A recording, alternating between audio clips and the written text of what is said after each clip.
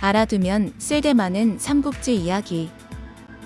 89번째 이야기, 무릎을 꿇고 폐하의 명을 받으시오.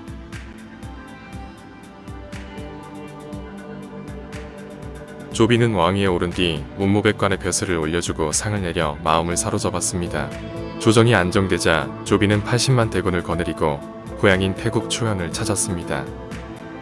초연의 백성들은 어른, 아이 가릴 것 없이 거리로 쏟아져 나와 조비를 환영했습니다. 조비는 조상의 무덤에 제사를 지내는 등 옛날 한 고조가 자기 고향인 배 땅에 들렀을 때를 흉내내었습니다. 조비가 흐뭇한 마음으로 백성들의 환영을 받고 있을 때 한 신하가 급히 와서 일렀습니다.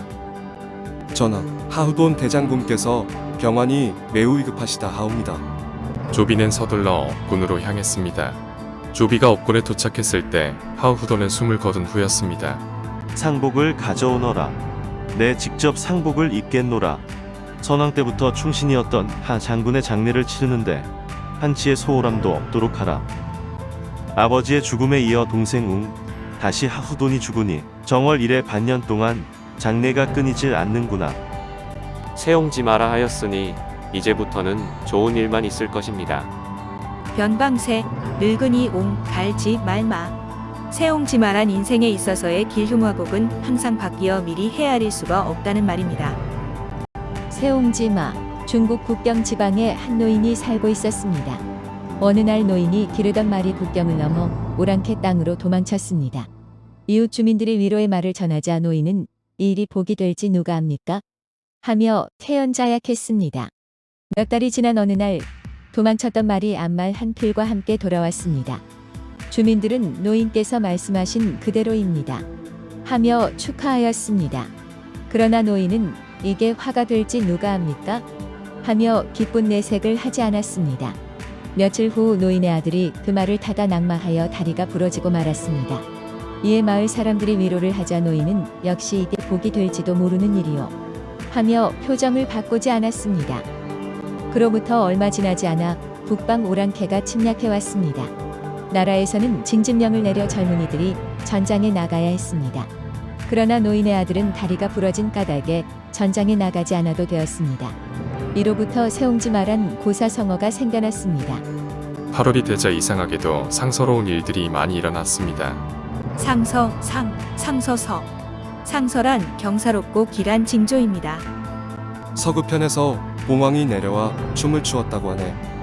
그 정도는 아무것도 아니라니까요. 임치성에서는 기린이 나타났다고 하던데요. 이곳 업군에서는 헌룡이 나타났대요. 뭔가 좋은 일이 생길 것 같군. 그러게 말일세. 요즘 저작거리에서 떠도는 얘기들은 익히 들으셨겠지요. 봉황과 기린, 황룡이 나타났다는 얘기 말입니까? 이런 상스러운 조짐은 곧 위나라가 한나라를 대신해 천하를 다스려야 한다는 것을 뜻하는 게 아니겠소. 즉시 수선의 예를 베풀어 한나라의 천자로 하여금 천하를 위왕에게 양도하도록 해야겠지요. 받을 수, 선선. 수선이란 천자가 제위를 남에게 물려주는 것을 말합니다.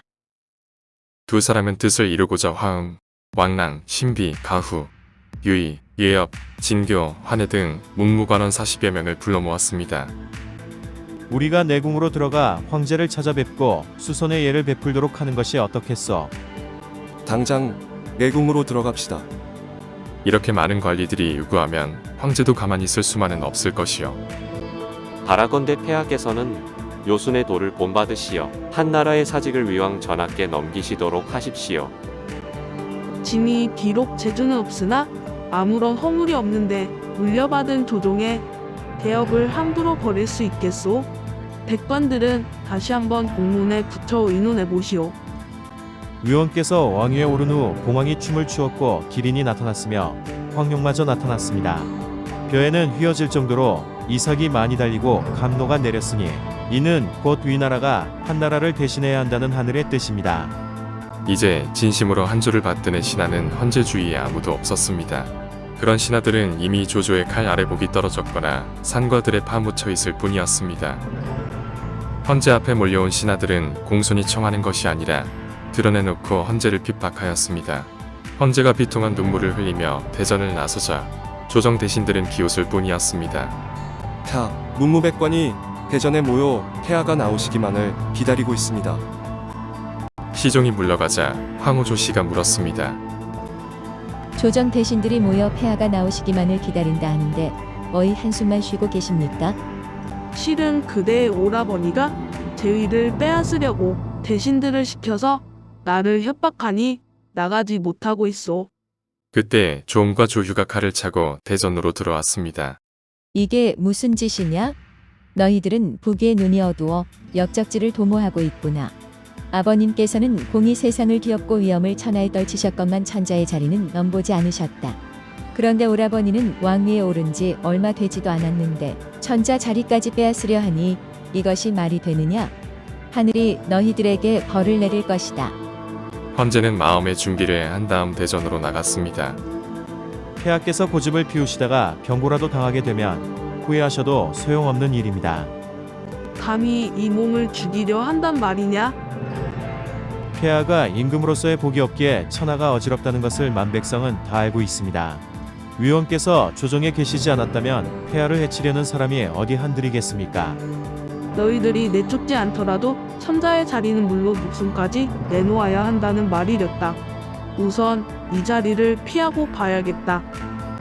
그때 왕랑이 화음에게 눈짓을 했습니다. 화음은 감히 헌제의 어깨를 잡고 결정을 내릴 것을 압박하게 됩니다. 마침내 문무백관이 달려들어 헌제를 에워쌌습니다. 그때 조음과 조휴가 칼을 빼들며 소리쳤습니다. 천자의 옥새지기 부보랑은 어디 있느냐? 어서 썩 나서지 못할까? 부보랑 여기 있소이다.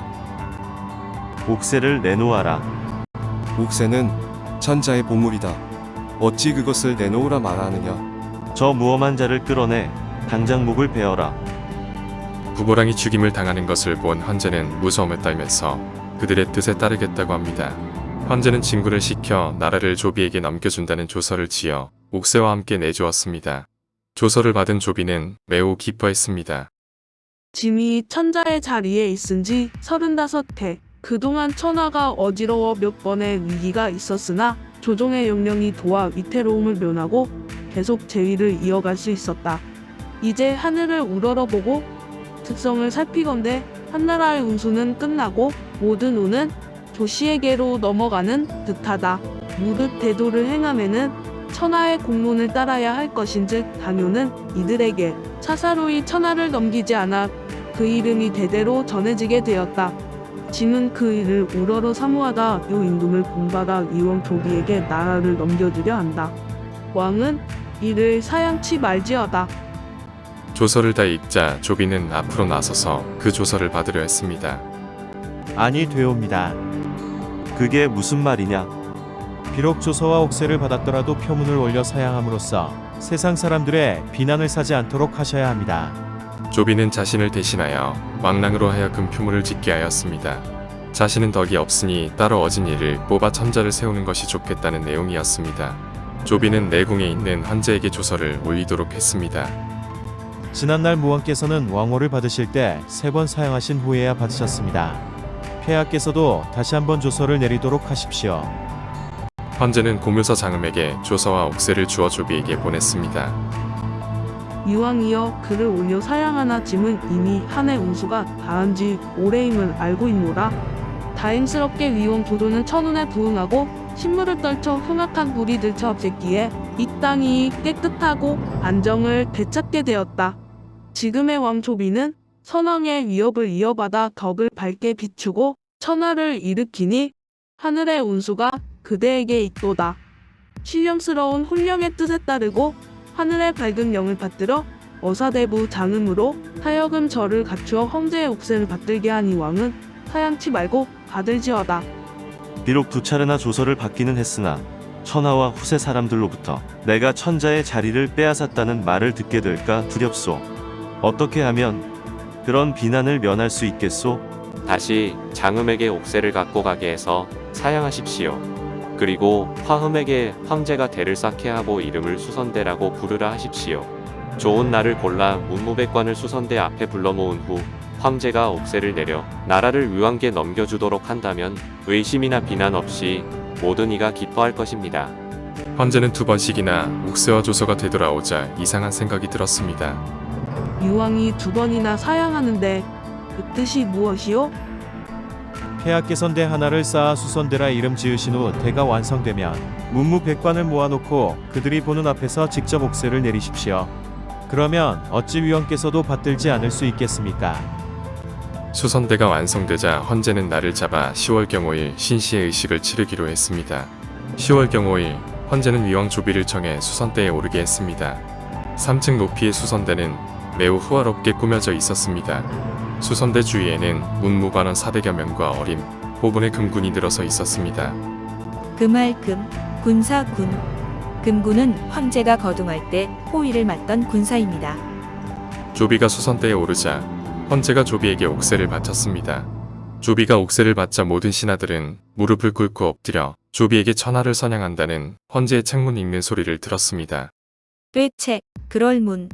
책문은 왕이 신하에게 내리는 글로 책령이라고도 합니다. 유왕이여, 옛적에 당유는 순에게 천하를 물려주었고 순은 오에게 그 자리를 전해주었다. 이처럼 천명은 머물지 않고 거기 있는 자에게 돌아가는 법이니라. 하늘 운수가 점점 쇠하더니 짐에 대해 이르러서는 더욱 어지러워 천하가 뒤집힐 뻔했다. 다행히 유왕이 신무하여 어려움을 견뎌내고 천하를 평정하여 종료를 보존할 수 있게 하였다.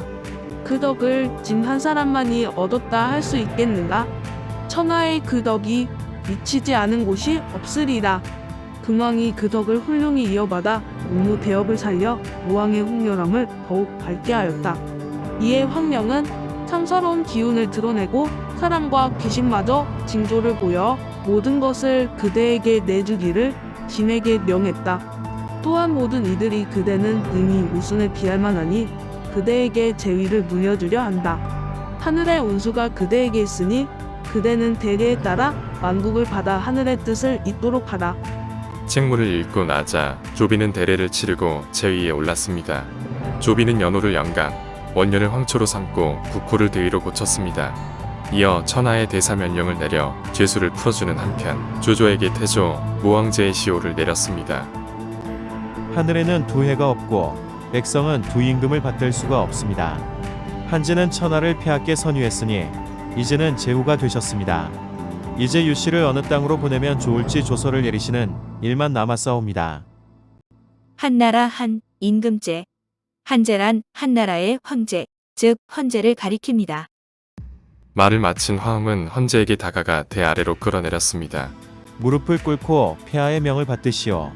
헌제는 화음의 강의에 모시겨 조비 앞에 무릎을 꿇었습니다. 그대를 사냥공에 봉하노니 즉시 그곳으로 떠나 이곳에 돌아오는 일이 없도록 하라. 헌제는 눈물을 머금고 조비에게 절을 하였습니다. 그리고는 말에 올라 사냥으로 떠났습니다. 헌제가 물러가자 수선대 아래에 모인 신하와 백성들은 조비를 향해 만세를 불렀습니다. 헌제는 그 소리를 들으며 쓸쓸히 궁을 떠났습니다. 조비가 하늘을 우러르며 절을 할 때 회오리 바람이 거세게 일었습니다.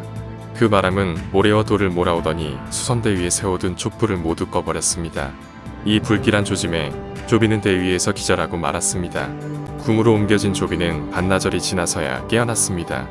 그로부터 며칠간은 정서도 돌보지 못하다가 얼마 후에야 기운을 회복하여 대전으로 나아갔습니다. 하지만 제위에 오르던 날 크게 놀라 얻은 병은 얼른 낫지 않았습니다. 내 며칠 전에 얻은 병이 아직 완전히 낫지 않는 것은 이 허도의 궁전에 요망한 일이 많았던 탓이 아닌가 싶다. 폐하, 이번에 도읍을 옮기시고 궁궐도 새로 짓는 것이 어떨까 하옵니다. 그것이 새로운 천하를 여는데도 좋을 듯 싶습니다. 도읍을 낙양으로 옮기겠다. 낙양에 좋은 터를 잡아 궁궐을 크게 짓도록 하라. 조비의 명을 받들어 낙양에 대규모의 공사가 벌어졌습니다.